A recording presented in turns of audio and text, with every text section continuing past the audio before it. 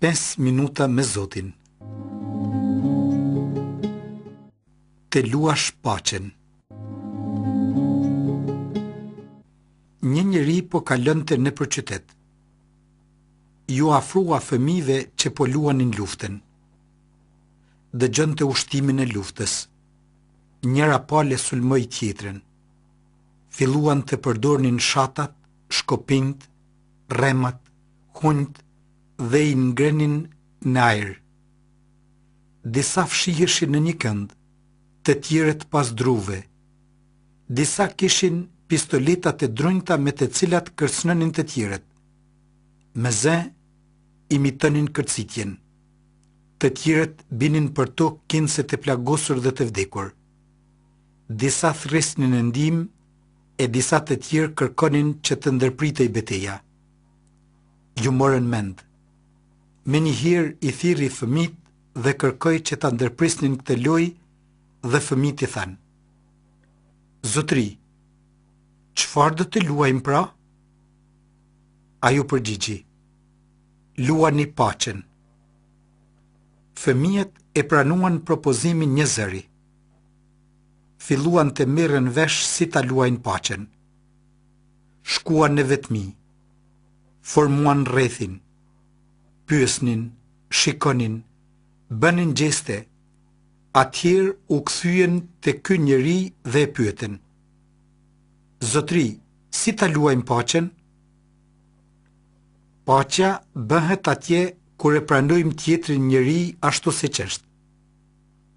Bëhet atje ku fillojmë që të mrekullohemi të tjerëve dhe t'i duam ato gjëra që ne i zotrojmë. Paqja bëhet atje ku jemi të gatshëm të pranojmë cilësitë e të afërmit dhe pasuritë e tij, por në të njëjtën kohë të shumëzojmë veprat tona dhe t'i ndajmë me të tjerët. Paqja është fryti i drejtësisë. Paqja përbëhet në atë gjë që e nderojmë. Paqja formohet kur i nderojmë gjërat e të tjerëve dhe i vlerësojmë tonat. Drejtësia përftohet kur secili t'i japim atë gjë që i përket, e askujt nuk i marrim atë gjë të cilën nuk kemi të drejtë. Paqja është detyrë, askur nuk është e plotë. Njeriu është i lënduar me mëkat. Kjo do të thotë është i lënduar me padëgjesë, me padrejtësi, me urrëtie. Ai është i lënduar me atë gjë me të cilën të tjerëve u akthen shpinën, kur nuk i nderon të tjerët dhe nuk e vlerëson vetveten. Njeriu është i lënduar thellë me luftë. Prandaj nevojitet ilaçi për paqe. Paqja në të njëjtën kohë është dhuratë e cilën hyi dhe ja dhuron njeriut, duke shëruar plagën e tij themelore, që është prishja e marrëdhënieve me hyin, ndërprerje e lidhjes që na lidh me hyin, shkatërrim i urave mes hyjit dhe nesh, por edhe ndërprerje e të gjitha lidhjeve të cilat na lidhin me njerëzit. Paqja është ndërtimi i lidhjeve me të gjithë, me hyin, me njerëzit, me natyren dhe me veten tonë. Lufta shkatërron, paqja ndërton. Lufta vret, paqja jep jetë. Lufta fik dritën, paqja e ndez përsëri. Lufta e errëson diellin, paqja pastron ajrin që dielli të shëndrit me fuqishëm. Lufta shkel të mbjellat në ara, shkatërron barin e livadheve tona dhe malet, shkatërron banesat e njerëzve, qytetet, veprat artistike, fetare dhe të gjitha të mirat materiale. Paqja ndërton. Paqja e mundson zhvillimin e artit, të kulturës, të civilizimit, e fisnikron njeriun. Lufta është rënje nga lartësia në humner.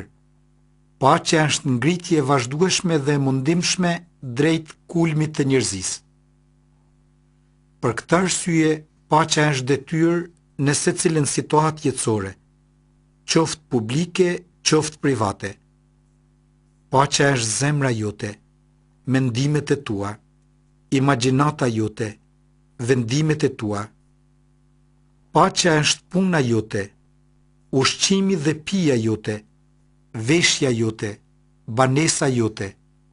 Paqja është ecja jote në këtë tokë, kalimi nëpër rrugë, ecja në tren dhe autobus. Paqja është shkuarja në punë, kujdesi në punë dhe kthimi në shtëpi. Paqja është pushimi dhe familja jote. Paqja është lindja dhe vdekja jote. Është nevojshme që në secilin vend të jetë paqja. Në secilin vend paqja është detyrë, kërkesë, përpjekje dhe dëshirë. Do të ishte mirë që fëmijët tanë menjëherë të mësonin që të luanin paqen. Ta luash paqen do të thotë të thuash, më fal, ose po të fal. Pastaj të përqafosh. Kjo do të thotë ta shtrish dorën dhe të thuash, po, çdo gjë është në rregull. Dhe kur dikush kërkon diçka prej teje ti thuash, ja, këtu e ke, merre. Të luash paqen do të thotë t'i japësh tjetrit përparësi. Të lejosh që tjetri të marrë pjesën më të mirë, ta lavdërosh, të gëzohesh që pati sukses dhe që ka pasuri. Të luash paqen do të thotë të bashkosh njerëzit, të ndërtosh ura mes njerëzve, popujve, qyteteve dhe kontinenteve. Të luash paqen do të thotë të ndërtosh kulturën, artin, të ndërtosh, të vlerësosh, të duash dhe të ndezësh dritën, të dëbosh errësirën dhe mendimet negative. Të gjithë kemi nevojë ta fillojmë lojën e paqes, që ta ndërtojmë dhe që të jemi të lumtur. Hyj ta dhuroft paqen e vet.